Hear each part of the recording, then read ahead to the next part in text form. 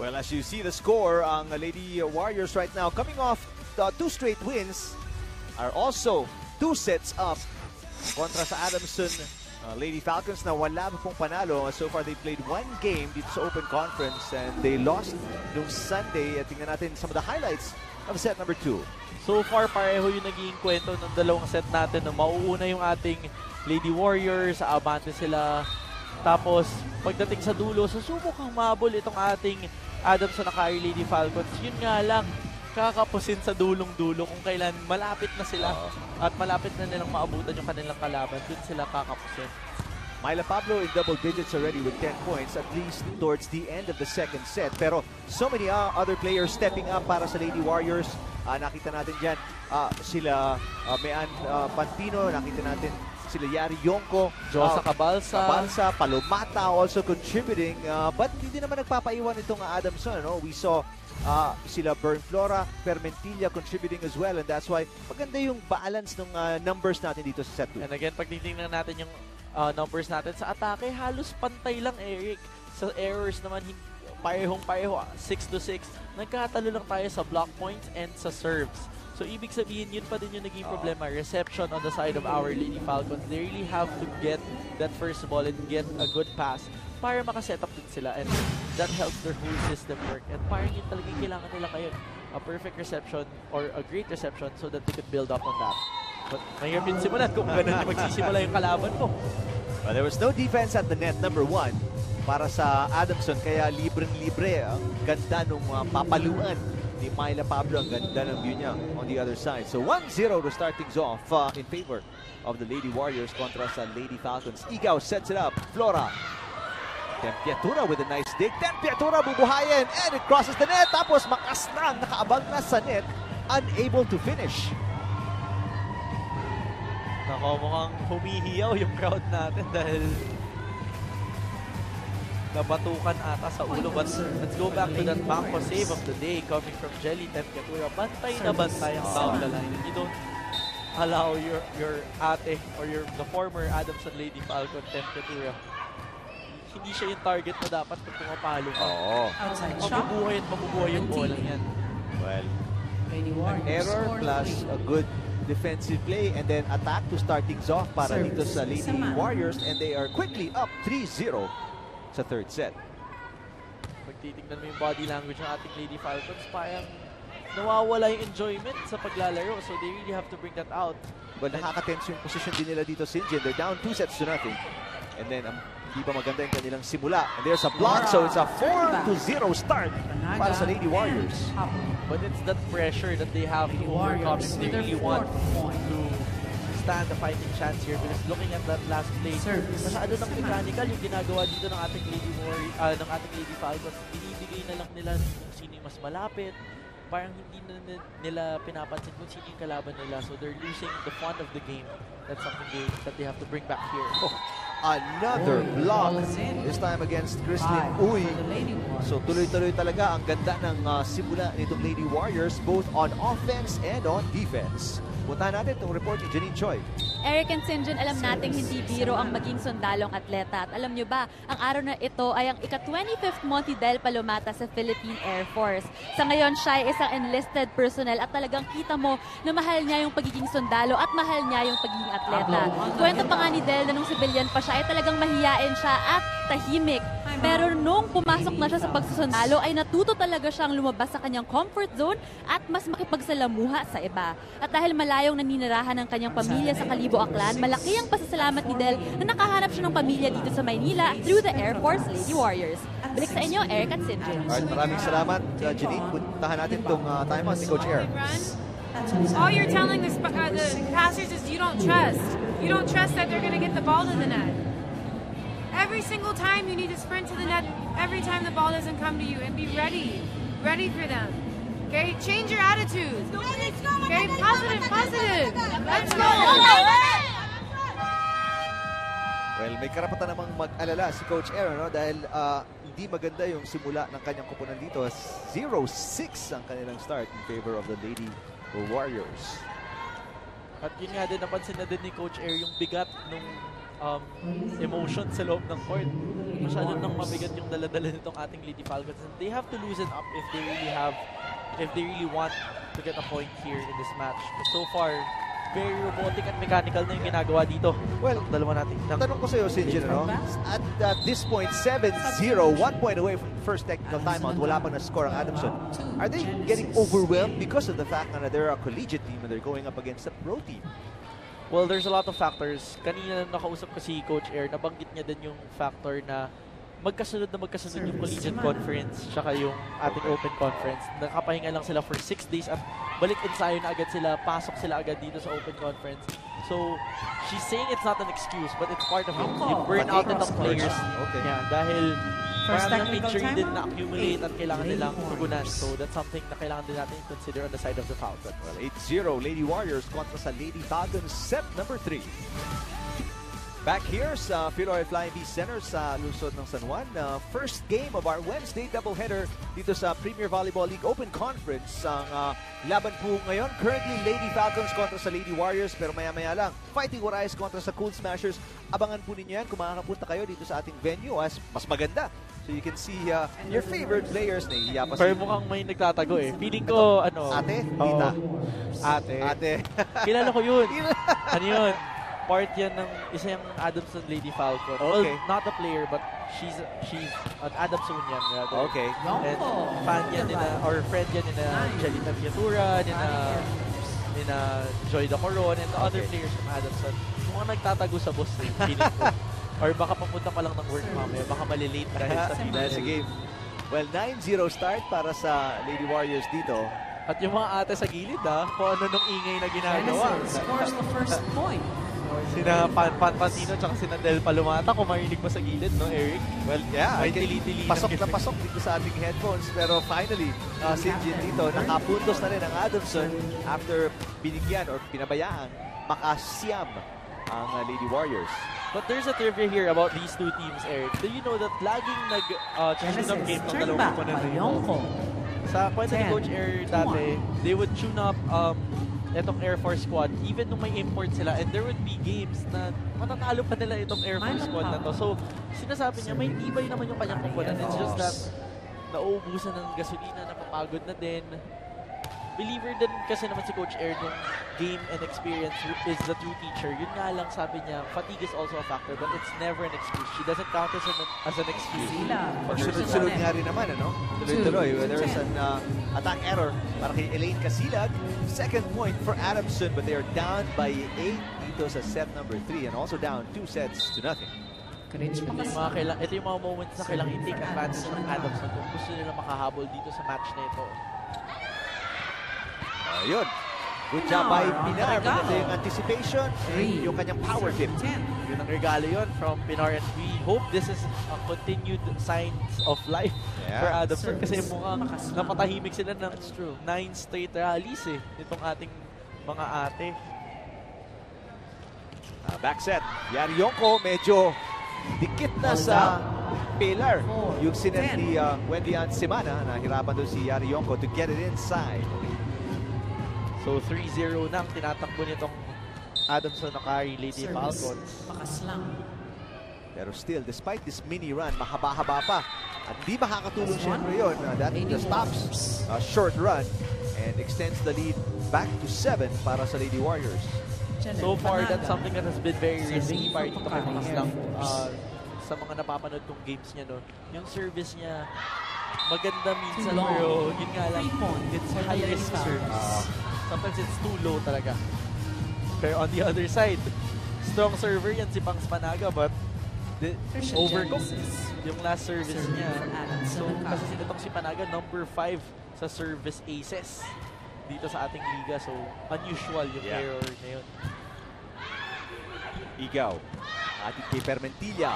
Another solid block by Palomata. And ito yung hindi na masusolusyonan ito. May hirapan na dito si Igaw because nilayo niya na sa gitna, no? Pero ano doon pa rin. Yung bilis ni Palomata to cover the open. Yan naman yung sinasabi ni Coach Air kanina na important na bantayan din at pansinin yung pagiging strong blocker ni Palomata. So, MJ Igaw has to be more creative with the sets that she's doing here. Push mula sa back row para kay Myla Pablo. Atake naman, Flora. Palomata, pinabawi, but she is blocked. Balmaceda. Uy, nagkasabay doon. Si Yarionko and si Pablo. Good thing walang na-injure. There's another block, and it's in. Palomata, a blocking machine dito sa laban na to. That's been something that Coach Air pointed out, even in the second set. So her girls have to be more resilient and more smart in doing their plays. Coach Air was calling for back wings, was asking not to make sure na hindi mag-one-on-one yung spikers nila kay Palomata dahil luging-luging si Palomata nga naman yung maging blocker. Well, ito nai-intimidate na yung Lady Falcons. Naghahanap sila ng iba't ibang klaseng atake. Outside tuloy, it's a 14-5 lead para sa Lady Warriors. Timeout ang Adamson. In the back row. What about Ish? What about Trisha on the D? Those two pipes she set to Flora, they're behind the line. That's why she can't finish in front of her. She's like this on the back row attack. You gotta keep her in front of the line. Okay? And Kiara, stop hitting low meat. Low meat, right into the block. You gotta go for high hands. Even if the ball is tight, you can go for high hands. You don't have to hit straight down. Okay? Very simple instructions coming from Coach Air, singling out Igaw and Kiara. Ang instruction niya kay Igaw is laruin niya at ayusin niya yung pag-set niya, especially sa back row, kasi daw yung binigay yung bola kay Bird Flora masyado ng malayo or masyado ng buka from the net. Ang instruction naman niya kay Kiara, huwag daw idiretso sa kamay or sa braso ni Palomata yung palo. Magpa-check or paibabaw daw yung palo. Huwag daw patusok. Gawa ng paraan, in other words, ang gusto lamang ni Coach Air dito. At mas maging matalinong players yung kanyang mga spikers. Tulad nun, on cue, itong si Kiara, following the coach's instructions really gets you a lot. Because the coach can observe a lot of things outside the court. So, huwag na yung point naman ni Coach Air. Nakita mo nang matakad yung blockers mo. Pacheckan mo na yung blockers mo. Pero mahaba pa itong babiyahihin ng Lady Falcons as they are down 6-14. Good save para kay Semana. Flora, blocked again. Oh, wow. Del Palomata. Can't say enough about her defense here this afternoon. She has been on fire in this third set, Eric. Pero gusto din natin i-credit sa rallying yun na yung court sense nitong si Ate Wendy. At grabe nung pa-corner na yung shot, pero pasok na pasok pa din eh. Parang one-handed hit lamang yung ginawa niya dun.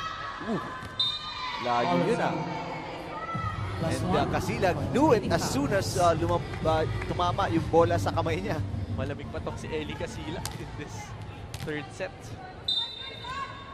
Kailangan pa mag-warm up ni Ellie dito.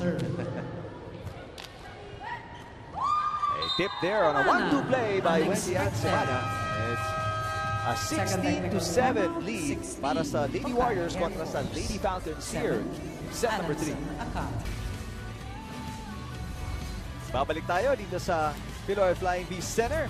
And it's Family Day on a Wednesday as we give you coverage of the Premier Volleyball League Open Conference. And on the turntable, DJ Tronics with the music. At sa panel po natin, Eric Tipan, Sinjin Reyes, Janine Choi. Our first game today, Lady Falcons kontra sa Lady Warriors. But so far, Sinjin, has been a one-sided affair in favor of Pocari kontra sa Adamson. Pocari is up 2-0. And dito sa third set, mukhang hindi na nila bibitawan ang posisyon nila dito. They lead by 9, 16-7. Now, two things have been or can be considered as bad omens for the Adamson squad. Kanina, sinabi ni Coach Air, sininggle out niya si Wendy and Semana, hindi daw umatake. But you saw Wendy Ann did a drop ball a while ago. So that means they're already at a comfortable lead for her to gamble those types of play. On the other hand then, another sign that you have to consider, sino ba yung anim na nasa loob? Hindi na ito yung first 6 ni Coach Jasper. So ibig sabihin, pumapasok na yung mga stingers niya. And we remember in the last match, on the third set, hindi na pinag-stay si na Pan Patino tsaka itong si Del Palomata. So, these are signs that Coach Jasper has a lot of confidence already in this third set. Well, you see Cases on the floor, Kasilag, At ang naiiwan na lang dyan, si Panaga, si Mana, and Yonko. But I'm sure in a little while, makahumugot pa to si Coach Jasper Jimenez. Well, malalim naman tong bench ni Coach Jasper. Oh. Air Force tong pinag-usapan natin. We still see Angel Antipuesto, who's there, who's been who played really magnificently in their last match. So, a lot of people to bring in on the side of our Air Force squad. Tala, Fudgy Bar, O-Bar sa sarap. Play, napanood nyo doon. Tala si Panaga as we return to live action. Fermentilla, Asilag. Ganda ng pag-angat. Yonko against 2 blockers. Flora, Igaw. Yun na sa likod. So far, a good rally for both teams. Yonko is on the line. Right on the line. Nakakaba yung pinalo doon ni Yari Yonko. There was a chance na munti ka nang lumabas yung palo niya doon, pero great adjustment there. Another Fudgy Bar, O-Bar sa sarap play. Si Trisha Genesis, who scored 1 point. Grabe yung ngiti ni Trisha doon, ha? Parang over na over. O-Bar sa saya. Talaga masaya. Ito si Yonko against 2 defenders. Yari Yonko varying her attacks. Genesis outside. Genesis, 2 wide. 19 That's to 9. 2 wide naman for Trish Genesis. And sayang kasi yung blockers niya nakabantay lamang sa down the line. Di na nakahabol doon si Pangs Panaga. So she could have gone for less deeper cross-court kill. Pero she was really going for an angle on that last play. Biggest lead para sa Lady Warriors at 10. Pero Genesis again. Genesis. Gandang hugot para kay Coach Air Padao off the bench. What a performance so far. Quality minutes for her here in set number 3. She has been a staple nung collegiate conference. Someone na nakikita natin pinapasok nitong si Coach Air. Pero yun yung sinasabi ko, that was a smarter move for her to go to a slightly down the line, yung hindi masyadong deep na cross-court. So, great decision there coming from Genesis. Samantala, parang nalunod si Panaga on that attack. Yan ang miscue naman, which is bihira natin makita between Wendy and Semana and Pangs Panaga. Masyadong mababa for Pangs. Yung muling sinet up to ni Ate Wendy yan. Silag. Good dig para kay Flora. Fermentilla. Temperatura inangat. Silag again. Napapabawiin. Igaw. Flora plays setter. Genesis. Temperatura. Another good sequence here for both teams. Depensa at depensa. Fermentilla. Bumuelo. Yes! Fermentilla down the line. Well, tonight. Fermentilla took advantage of the timing of her blockers right in front of her. Nakita niya medyo late yung blockers niya. So, kinabigyan na mas mabilis yung bola. Going down the line was a smarter play because cross-court seems to be a close deal dahil nandun si Pangs Panaga. Tala. Si Cases with back-to-back errors. Sa kanina sa pag-dig, ngayon sa pag-receive. Yun naman yung nabanggit ko, pakas lang, di ba? Risky service, pero effective naman kasi yung floater niya, delikado din eh. And tatlong sunod-sunod na puntos to para sa Adamson, and mapapatawad ng timeout si Coach Jasper Jimenez. His 10-point lead now down to 4. Magandang receive tayo. Ha? Binibiro-biro na naman natin eh. Nagbigay na naman tayo ng 5 puntos. Ang lamang natin, siyam ang lamang natin. 5 puntos dire-diretso. One stop tayo. Ha? Eh, sa magandang receive, tapos play tayo. Ha? Elaine, porsyento sa'yo. Patay mo. Ha? Hindi pwede yung pinipechay-pechay mo. Go.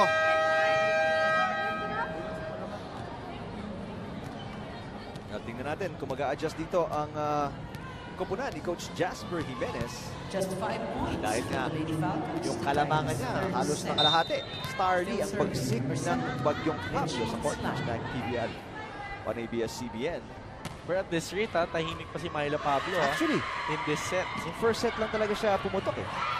Ito naman sabi ni Chester. Apat na lang. Nga lang. Well, salamat sa mag-tweet.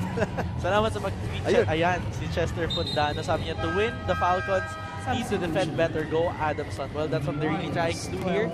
Pero mukhang nagkukulang. Pero ngayon, nabubuhayin na ng loob yung koponan mo. Sabi naman ni Nicole Sesima 16, di papatalo ang Adamson. Hashtag PVL Open Conference. Hashtag PVL on ABS-CBN. Yun lang naman yung kailangan nilang gamitin dito. Sila. Off the hand of Pinar. Kita nyo nga yung run ng Adamson. Pero pinutol yun ni Elaine Casilag with a point. Saktong-sakto sa instructions ni Coach Jasper. Porsyento daw kay Ellie. So, Janet binigay Panada. naman kay Ellie at Ellie gave a really smart hit there using the blockers in the last play. 5 ang kailangan ng Lady Warriors para tapusin ang laban. 5 din ang kailangan ng Adamson. Ball is Ngayon, out. dahil sa attack 21. error ni Perfectilla, 4 na lang para sa Pocari. Manalo at makuha itong third set. Service. Honestly, may Panalo. gigil din talaga yung palo doon ni Oo, Cheaper kita. Mintilla. Good serve para kay Panaga. Genesis with a floater. Yonko, cross court, yes! Yonko on the angle. 22-15. What a play para kay Yari Yonko, and that may have broken Service. itong Panaga. spirits ng Adamson Lady Falcons. Lady Warriors, kailangan na lang dito 3 puntos para tapusin ang laban. Genesis, that's outside. Ball is out. 23-15. Ito na lumalabas na yung pagiging risky doon ng mga young players ni Coach Erpada. Service. Panaga. At dito natin nakikita talaga yung paghihiwalay din ng collegiate players and players with pro experience as Casilag Casila on the puts regalo. Lady Warriors at match Lady point Warriors, now set, 24-50. or rather match point. Ayan na. Ito na yung mga crucial times talaga for our Lady Falcons. At yun naman, tuloy-tuloy pa din yung naging trend natin. No? Sa dulo sila humahabol pero it's starting to be too late for our Falcons. But 3 point. mukhang bibigyan muna sila ng chance. Ito si Kinargahan Max Panaga. Kinargahan yung Panaga Sinubukan niya na makakuha na lang sa ace. Well, syempre, kung pwede na matapos na yung game, Bakit naman? that's simply why not. Service. So, Genesis will try to keep Adamson alive with her serve. Casilag, atake, and that's it for the Casila game. ends the set and the match. It was close in the first For the 2 Lady sets. Warriors. Adamson made it a real 25-16. match. Dumikit sila. 23 and 22 yung output ng Adamson in the first and second sets respectively. But in the third set, somehow it was a poor start that really did not, wala nang nakitang pambawi ang Adamson all the way to the end. And para sa Pocari Sweat Air Force Lady Warriors, it was a walk in the park in set number 3.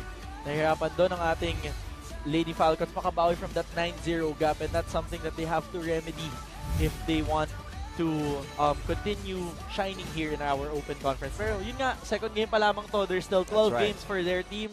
So, marami pa tayong aabangan dito sa ating Lady Falcons. We'll come back with our best player of the game. Diyan lang po kayo sa liga.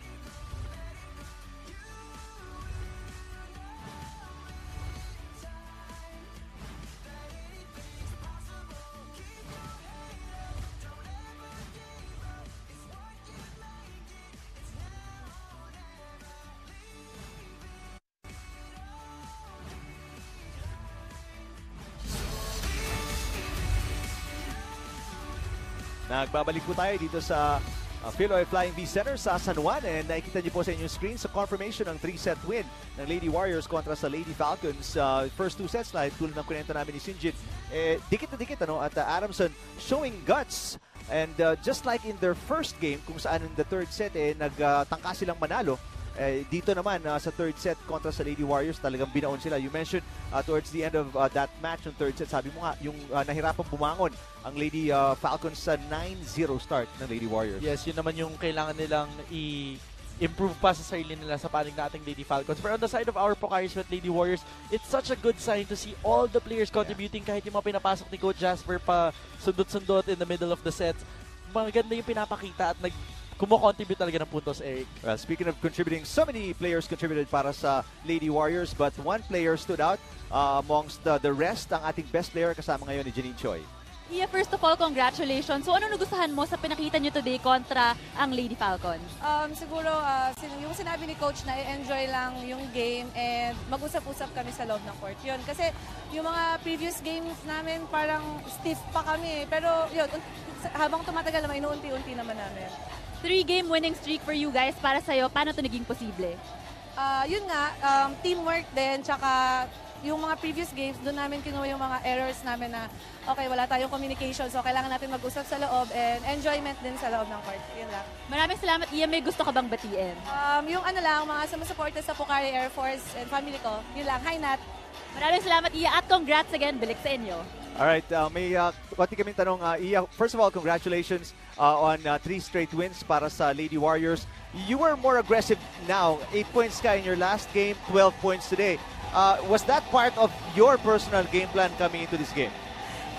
Kasi ongoing din kasi yung AFP-PNP namin, AFP-PNP Olympics. So, sobrang dami na namin ng game. Siguro, mga previous games, siguro medyo stiff ako nun eh. So, yun. Kailangan ko lang talaga bumawi every game.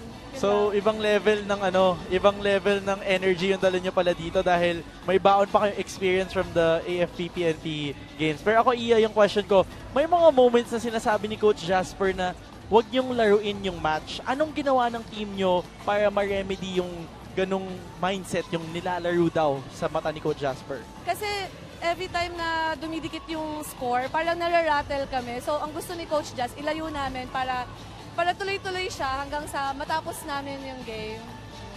Well, thank you very much, Yari Yonko. Congratulations and good luck sa next games. Thank you po. Nako, sayang. Sana papasayawin pa natin yung si Yari. Maganda yung ano niyan eh. Actually, kanina may nakikita dance moves yun. Nag-dance moves sila kanina prior to the start of the game. But speaking of the game, marami pa pong aksyon ang maaabangan nyo dito sa Philoy Flying V Center at live sa Liga. Our next match, ang Cool Smashers na naghahanap ng kanilang unang panalo, makakalaban ang Fighting Warais na may 2 wins, 1 loss. A quick assessment of this next game. You can't believe no, you're gonna say that line, the Cool Smashers Actually, looking for their first win. But, you know, first game jitters for the Cool Smashers. So, kaabang-abang kung paano sila babawi dito. And medyo undermanned din sila dito dahil maraming players yung nawawala or missing in action for them tulad nung Adamson kanina. So it's gonna be interesting kung paano sila mag-a-adjust coming into this match. And itong Tacloban Fighting Warriors, alam naman nating buong-buo yan, solid na solid yan. Let's see how they will continue their winning ways here in this coming match. Well, keep it right here, ladies and gentlemen. Maraming salamat sa panonood, but more action is definitely coming up para kay Janine Choi at ang partner kong Sinjin Reyes. Ako po si Eric Tipan. More open conference action from the PVL at sa inyo ng ABS-CBN Sports. Diyan lang po kayo.